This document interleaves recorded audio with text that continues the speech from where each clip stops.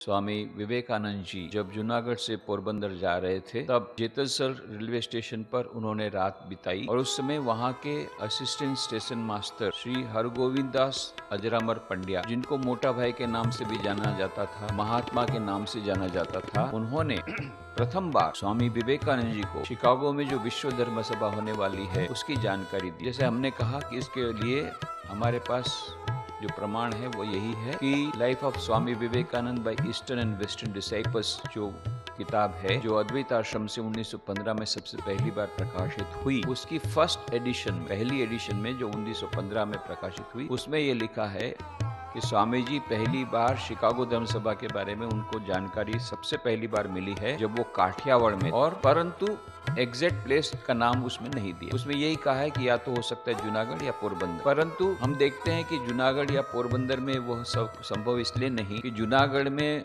उन्होंने जो बातें की छगनलाल पंड्या के साथ, उसके बारे में life of Swami Vivekananda eastern western disciples में यही लिखा है कि छगनलाल पंड्या से विदेश जाने की बातें उठी थी, पर ये रेफरेंस नहीं है कि शिकागो धर्म सभा के बारे में छगनलाल पंड्या ने उनको बताया। पोरबंदर में भी हम जैसा कि आज देखेंगे शंकर पांडु पंडित ने उनको विदेश जाने की प्रेरणा दी, पर उन्होंने उसमें कहीं पर ऐसा वर्णन नहीं आता है कि उन्होंने शिकागो धर्म सभा के बारे में कुछ कहा। यदि होता तो इसलिए जब जूनागढ़ पोरबंदर दोनों की बातों में यह नहीं है, तो हम यह अनुमान कर सकते हैं कि वो उस वाक्य में ऐसा लिखा होना चाहिए था कि first heard about the parliament of world religions at Kathiawar while travelling from Junagadh to Porbandar. यदि वो लिखते तो हमारा सब कुछ, क्योंकि ये ट्रैवलिंग तो फिर हमारा सब पूरा जम जाता। और दूसरी बात है कि जो गुणवंत आचार्य जो कि जेतलसर के थे, उन्होंने अपनी कुछ किताबों में, कुछ मैगजीन में, कुछ लेखों में ये उल्लेख किया है। ये उस समय के असिस्टेंट स्टेशन मास्टर ये हरगोविंद दास अजरामर पंड्या, इन्होंने सबसे पहले स्वामी जी को शिकागो विश्व धर्म सभा के बारे में जानकारी दी, जिसकी बातें बाद में विष्णुभाई पंड्या जो कि इतिहासकार हैं, उन्होंने अपनी किताब में उत्तिष्ठत जागृत में लिखी है। लक्ष्मण भाई पिंगल से गढ़वी, इन्होंने किताब लिखी है सौराष्ट्र के बारे में, के सौराष्ट्र सत्यम शिवम सुंदरम, जहाँ पर कि वो यह रेफरेंस देते हैं कि वहाँ पर जेतलसर स्टेशन पर ही स्वामी विवेकानंद को शिकागो धर्म सभा जाने की प्रेरणा असिस्टेंट स्टेशन मास्टर ने दी। तो इस प्रकार से हम कह सकते हैं कि मोर और लेस, 100% तो नहीं कह सकते जब तक कि हमको फर्स्ट हैंड डॉक्यूमेंट एविडेंस नहीं मिलता है, पर क्योंकि लाइफ ऑफ स्वामी विवेकानंद की बातों से मिलता है, इसलिए हम लोग सेफली अनुमान लगा सकते हैं कि हाँ, शंकर ये हरिदास बिहार देसाई ने जो assistant station master Hargovind Das Ajramar Pandya ने ही ये सबसे पहले शिकागो विश्व धर्म सभा के बारे में बताया। और कल हमने कहा था उनके बारे में कुछ बातें कही थी कि किस प्रकार से उनका इतना अत्यंत उदात्त चरित्र था। वे मानो एक आदर्श गृहस्थ थे जिसमें सन्यासी के भी लक्षण थे। वे अनासक्त थे और उपासक थे, भक्त थे, यहाँ तक कि भक्त थे। आज सुबह उनके ही प्रपौत्र श्री चिंतन भाई पंड्या जो कि भावनगर में रहते, उनके साथ टेलीफोन में बातचीत हुई। उनसे कुछ और बातें जानने को मिली जो कि हमारे पास उपलब्ध नहीं थी। वो ये कहते हैं कि उन्होंने सुना था अपने पिताजी के पास से कि भाव सिंह जी जो राजा थे भावनगर के, अत्यंत सुप्रसिद्ध राजा भाव सिंह जी, तो ये भावनगर के राजा भाव सिंह जी ये भी मोटा भाई को या हरगोविंद दास अजरामर पंड्या को इतना सम्मान देते थे। उस समय वे भावनगर के स्टेशन मास्टर थे। ये दक्षिणामूर्ति जो 1904 में प्रारंभ हुई, वह उन्होंने, क्योंकि वो स्टेशन मास्टर थे और रेलवे स्टेशन के सामने ही रहते थे, उसमें ही पास में एक बोर्डिंग हाउस में उन्होंने शुरू कर पहले से मानो एक आधार स्तंभ के समान। और जो गिजुभाई बधेका के अनुसार तो वह मानो इसके संस्थापक तो मानो नाथुराम शर्मा थे, बहुत बड़े आध्यात्मिक साधक और गुरु भी थे, जिनका बिलखा में आश्रम अभी भी है, आनंद आश्रम। इन्होंने ये मानो संस्थापक यदि हुए तो ये दक्षिणामूर्ति के संस्थापक वो हुए, तो दक्षिणामूर्ति की बुद्धि थी वो थे नाना भाई, पर उसका हृदय या प्राण हम कह सकते हैं वो मोटा भाई थे। तो ये पूजा पाठ में इतने संलग्न रहते थे। एक दिन भाव सिंह जी उनको मिलने के लिए आए थे। उस समय वो पूजा पाठ में संलग्न थे, तो भाव सिंह जी उनको इतना सम्मान देते थे, वो अपनी पूरी टीम के साथ आए थे और भी सिपाही वगैरह। तो वो उन्होंने प्रतीक्षा की, उन्होंने कहा नहीं, उनकी पूजा पाठ में व्यवधान मत दो, उनकी पूजा पाठ समाप्त होने के बाद में उनसे मिलूंगा। और उन्होंने प्रतीक्षा की। इतना अधिक सम्मान वो इनको देते थे। और ये जो गिजुभाई बधेरा के बारे में तो कौन नहीं जानता होगा, क्योंकि उन्होंने बाल शिक्षण में तो उन्होंने जो प्रयोग किए हैं वो एकदम अभिनव प्रयोग, और उसी के लिए वो बहुत ज्यादा सुप्रसिद्ध हुए हैं। ये गिजुभाई के ये मामा थे और उन्होंने मोटा भाई ने अर्थात हरगोविंदास अजरामर पंड्या जी ने ही उनको पढ़ाया लिखाया, उनको बड़ा किया। फिर बाद में गिजू भाई तो एडवोकेट हो गए थे, पर उन्होंने यह जो दक्षिणामूर्ति संस्था को कैसे रजिस्टर करना, ये सब का उन्होंने उनके पास से उसके बारे में सलाह ली और बाद में उनको प्रेरित किया और वो गिजू भाई बाद में उसमें जुड़ गए दक्षिणामूर्ति संस्था के साथ। और जब बाल मंदिर शुरू होने वाला था तो बाल मंदिर के लिए भी उन्होंने नाना भाई को बोल करके इनको उनका पूरा भार उनको दे दिया गिजू भाई को। तो ये गिजू भाई की जो इतनी सारी जो सफलता है उसके पीछे भी ये हरगोविंद दास भाई अजरामर पंड्या का हाथ है। उसी प्रकार से जो कुमार नाम का मैगजीन अभी प्रकाशित होता है उसके पीछे भी परोक्ष रूप से उनकी प्रेरणा है, क्योंकि रविशंकर रावल वगैरह जब युवा थे जिन्होंने शुरू किया राजकुमार, उसके पहले अनंत पंड्या, उपेंद्र भट्ट आदि उनके पास जाया करते थे और बाद में उन्होंने उसी समय ये कुमार नाम का एक मैगजीन शुरू किया था, पर वो हस्तप्रत था। बाद में फिर कुमार मैगजीन शुरू हुआ जो अभी भी काफी प्रसिद्ध यह पत्रिका है। तो इस प्रकार से हम देखते हैं कि हरगोविंद दास अजरामर पंड्या एक महान व्यक्ति थे और ऐसे महान व्यक्ति ये एक निमित्त बने स्वामी विवेकानंद जी को शिकागो विश्व धर्म सभा की जानकारी देने। तो स्वामी जी जब वहां से गए, दूसरे दिन सुबह फिर हरगोविंद दास अजरामर पंड्या जी ने उनको पोरबंदर की ट्रेन में बैठा दिया। सारी रात तो बहुत सारी बातें हुई और उसकी विस्तृत जानकारी हमारे पास नहीं है, पर हम ये अनुमान कर सकते हैं क्योंकि ये भी बहुत बड़े आध्यात्मिक साधक थे। असिस्टेंट स्टेशन मास्टर, भले उनकी उम्र उस समय 23 साल की थी, फिर भी वे भी आध्यात्मिक साधक थे। स्वामी विवेकानंद की उस समय 27 साल की उम्र, वो भी एक युवक थे, युवक सन्यासी। तो आध्यात्म के बारे में, वेदांत के बारे में भी चर्चा हुई होगी और फिर ये शिकागो पार्लियामेंट रिलीजन के बारे में भी चर्चा हुई होगी और गुजरात और सौराष्ट्र के बारे में भी चर्चा हुई होगी, ऐसा हम अनुमान कर सकते। तो दूसरे दिन फिर पोरबंदर की ट्रेन लेकर के स्वामी जी पोरबंदर पहुंचे। पोरबंदर रेलवे स्टेशन में तो जूनागढ़ के दीवान हरिदास विहारदेव देसाई के साथ उनका कितना घनिष्ठ संबंध था ये हमने पहले ही कहा है। तो उन्होंने परिचय पत्र लिख दिया था पोरबंदर के एडमिनिस्ट्रेटर शंकर पांडुरंग पंडित को। तो शंकर पांडुरंग पंडित दीवान नहीं थे, कहीं कहीं उनको दीवान के हिसाब से कहा है किताबों में, पुस्तकों में, क्योंकि वो एक छोटा सा भेद है, उसको समझ नहीं पाए। तो दीवान जी तो राजा के अंडर में रहते, पर एडमिनिस्ट्रेशन तो ब्रिटिश गवर्नमेंट जब देखती थी कोई राज्य में कुछ गड़बड़ है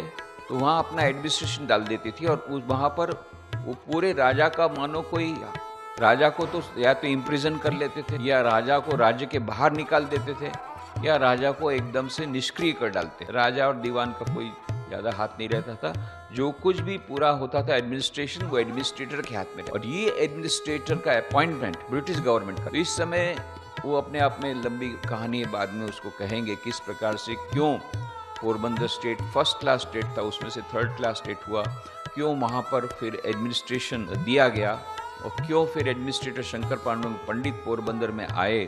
तो जब स्वामी विवेकानंद जी सितंबर के अंतिम भाग में, अक्टूबर के बिगिनिंग में संभवतः वे जब आए पोरबंदर, तब ये शंकर पांडुरंग पंडित एडमिनिस्ट्रेटर, तो हरिदास विहारदास देसाई जी ने उनके ऊपर परिचय पत्र लिख दिया था, इस प्रकार स्वामी जी आ रहे हैं। तो शंकर पांडुरंग पंडित जी ने, वो तो एडमिनिस्ट्रेटर थे, पूरा पोरबंदर का एडमिनिस्ट्रेशन उनके हाथ में था, तो उन्होंने पुलिस ऑफिसर थे उस समय, ये रणछोड़ लाल वैष्णव करके थे, उनको उन्होंने भेजा स्वामी जी को रिसीव करने के, इनका स्वागत करने। ये गए थे रेलवे स्टेशन में, रेलवे स्टेशन उनको उतारा, फिर वहां से शंकर पांडुरंग पंडित जी जहाँ रहते थे, भोजेश्वर बंगलो में रहते थे उस समय। जिस भोजेश्वर बंगलो में अभी रामकृष्ण मिशन विवेकानंद मेमोरियल हो गया है, वहीं पर रामकृष्ण मिशन का आश्रम है, सेंटर है, उसी भोजेश्वर बंगले में, वहाँ से बहुत ही नज़दीक है। वहाँ पर बंगले में रहने से ऐसा लगता ही नहीं कि हम बंगले में, हम लगता है कि रेलवे स्टेशन में ही हैं रेलवे प्लेटफॉर्म पर ही हैं। जब ट्रेन वगैरह जाती रहती आती रहती लगता है कि हम प्लेटफॉर्म पे हैं, इतना नज़दीक है। पैदल जा सकते, पैदल आप 5-10 मिनट में पैदल पहुँच सकते हैं,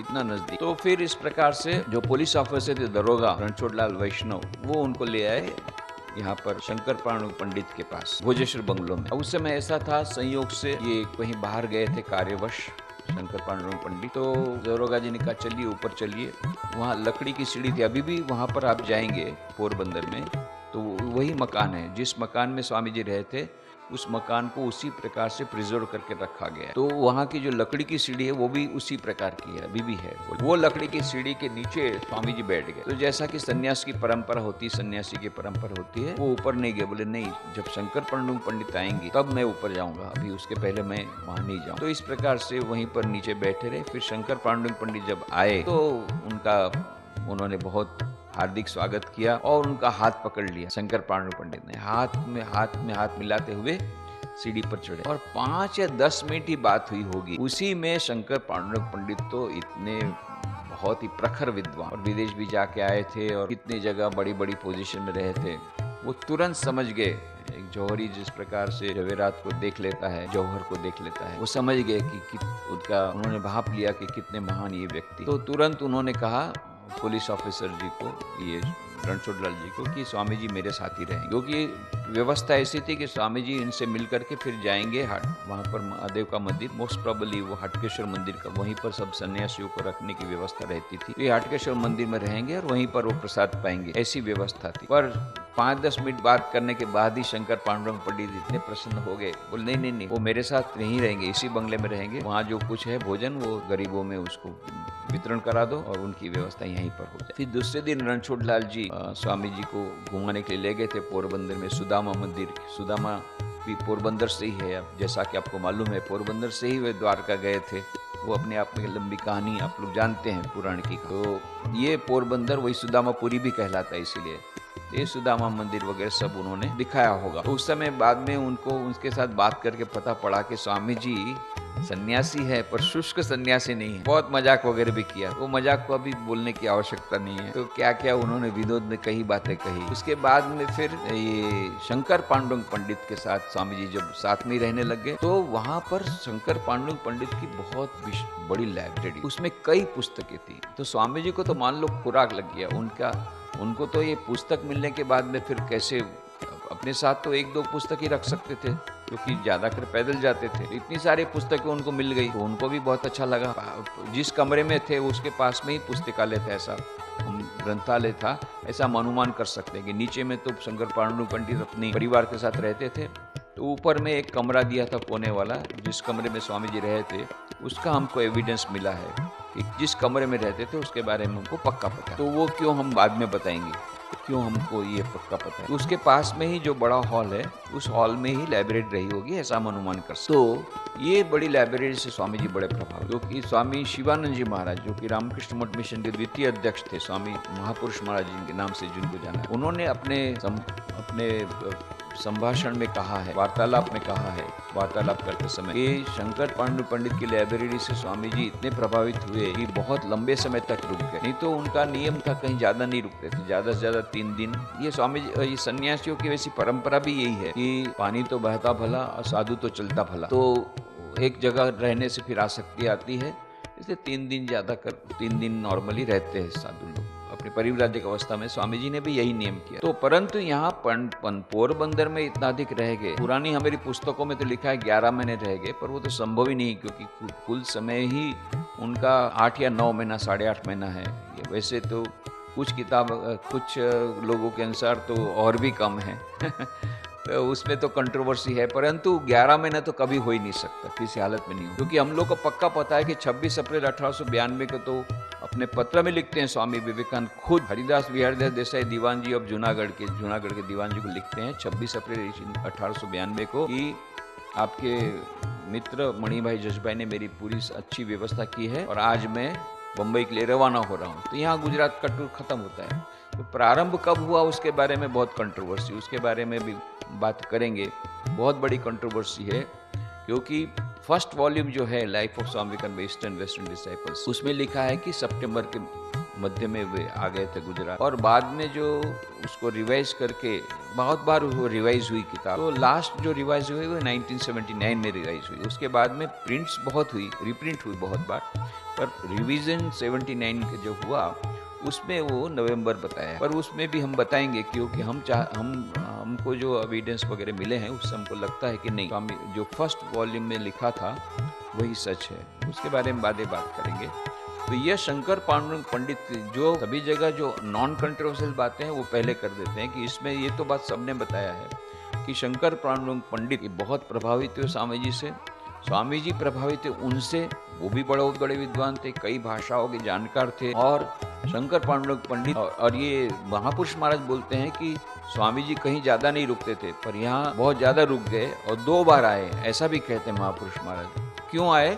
वो शंकर पांडुरंग पंडित की लाइब्रेरी से प्रभावित थे, इसलिए दूसरी बार भी आए, ऐसा महापुरुष महाराज का कहना है। और कोई कहते हैं 11 महीने, तो 11 महीने तो हो नहीं सकता है, परंतु स्वामी गंभीरानंद जी महाराज जो कि रामकृष्ण मठ मिशन के 12वें परमाध्यक्ष थे, उन्होंने युगनायक विवेकानंद किताब में लिखते हैं फुट नोट में 11 महीने संभव नहीं प्रतीत होता है, पर हो सकता है 11 सप्ताह हो, शायद लिखने में भूल हो गई हो, पर ही पहली बार, तो ये भी क्वाइट पॉसिबल है। और शंकर जीवन आख्यानम नाम की एक पुस्तक है संस्कृत में, जो कि लिखी है पंडिता क्षमा राव। पंडिता क्षमा राव कौन है? पंडिता क्षमा राव ये शंकर पांडुरंग पंडित की कन्या है, उनकी डॉटर, और वो उस समय थी, भले उनकी छोटी उम्र थी, तो पंडिता क्षमा राव स्वयं लिखती हैं। शंकर जीवन आख्यानम नाम उन्होंने जीवन चरित्र लिखा है अपने पिताजी के बारे में संस्कृत में। उसमें वो लिखती हैं कि स्वामी विवेकानंद 4 महीनों तक हमारे भोजेश्वर बंगलो में रह गए। उस बंगले का नाम है भोजेश्वर बंगलो। इतना हमको लगता है कि उसको हम लोग उसको ले, इसलिए हम लोगों ने, यद्यपि मेमोरियल बिल्डिंग में जो भोजेश्वर बंगलो में वो मार्बल प्लेट में लिखा हुआ है, जो बाहर में तख्ती उसमें लिखा हुआ है कि स्वामी विवेकानंद जी इस बंगले में बहुत दीर्घ काल तक 1891-92 में रहे थे। फिर ब्रैकेट में लिखा है according to some records it was for 11 months, ये लिखा है, that is in marble plate. और हमने वहां पर ऊपर में लिखा है, जहां जिस कमरे में स्वामी जी रहते, कि here in this room Swami Vivekananda stayed for about 4 months. ये हमने इसलिए लिखा कि शंकर पांडुरंग पंडित की कन्या स्वयं बोल रही है उनके जीवन चरित्र में कि he stayed for 4 months.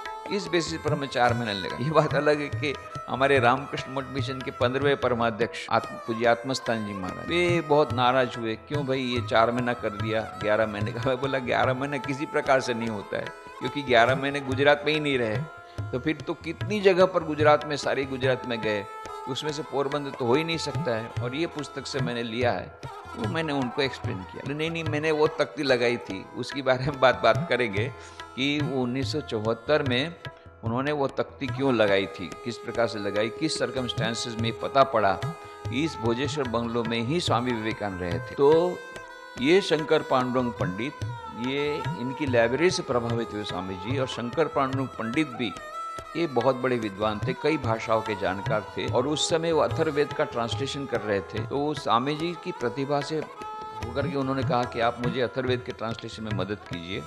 Swami ji ने वो भी मदद की, और स्वामी जी ने वहाँ पर पाणिनि का जो भाष्य है, वो भी भाष्य का भी अध्ययन वहाँ पर किया। बहुत सारी पुस्तकें जो लाइब्रेरी में थी उसका भी अध्ययन किया।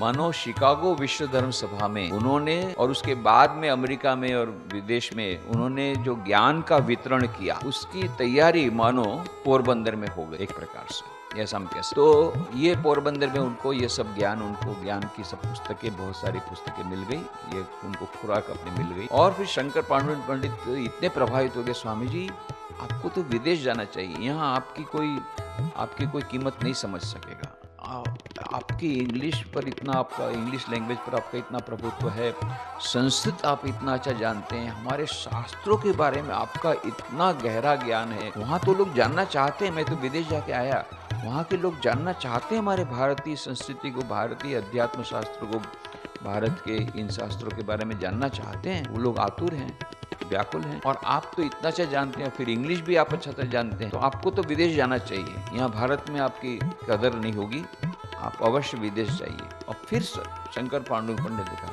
आप विदेश जाएंगे तो आपको फ्रेंच भाषा सीखनी पड़ेगी, तो मैं आपको फ्रेंच सिखाऊंगा, क्योंकि वो खुद फ्रेंच, जर्मन, कई भाषा जानते। तो स्वामी जी वहाँ पोरबंदर में फ्रेंच भाषा सीखे, और फिर फ्रेंच भाषा में उन्होंने अपने गुरु भाइयों को पत्र लिखा, कई महीनों से पत्र नहीं लिखा था। उसमें ये आलम बाजार में ये पत्र आया, फ्रेंच भाषा में लिखा था। एक गुरु भाई लोग तो समझ ही नहीं पाए कहाँ किसने पत्र लिखा है और फ्रेंच भाषा में क्या समझते।